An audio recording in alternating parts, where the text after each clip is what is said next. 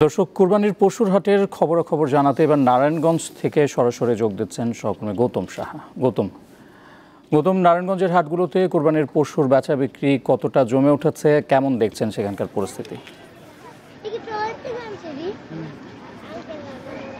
এটাকার নারায়ণগঞ্জে এবার কিন্তু 91টি গরুর হাট বসেছে।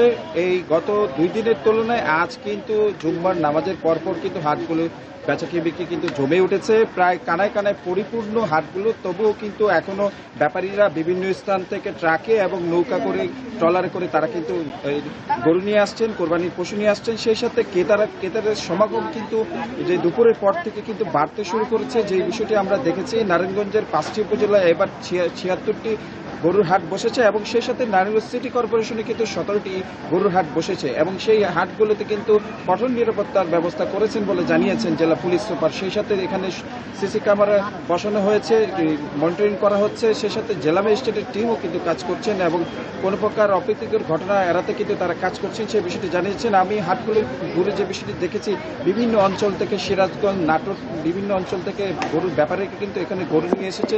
গরুর দাম যদি আমি একটু আপনাদের জানাতে চাই, সর্বনিম্ন 80,000 থেকে কিন্তু 10-15 লাখ টাকার অধিকও কিন্তু গরু এখানে পাওয়া যাচ্ছে। আমি যে হাটটিতে দাঁড়িয়ে রয়েছি, নারায়ণগঞ্জের সৈয়দপুর করিতলা বড় বালুর মাঠ, এই হাটটিতে কিন্তু আমি যে বিষয়টি দেখেছি, তারা সকাল থেকে এখন পর্যন্ত 7-8টি গরু তারা বিক্রি করেছেন। প্রায় 6% হাসপাতাল থেকে তারা কিন্তু এই গরুগুলো বিক্রি করছেন এবং তারা যে বিষয়টি আমি কথা বলে জানতে পেরেছি, যে যারা এখানে ব্যাপারীরা রয়েছেন, গরু নিয়েছেন, তারা আশাবাদ করছেন এইবার ভালো গরু বিক্রি করতে পারবেন। গতবারের তুলনায় নারায়ণগঞ্জে গতবার কিন্তু 1,30,000 গরু কোরবানি হয়েছিল, এবার কিন্তু চাহিদা রয়েছে 1,66,000-এর অধিক।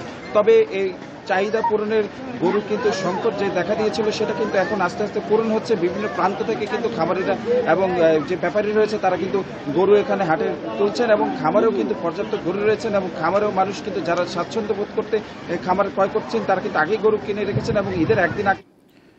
দর্শক, নারায়ণগঞ্জ থেকে কোরবানির পশুর হাটের খবরাখবর জানাচ্ছিলেন সহকর্মী গৌতম সাহা।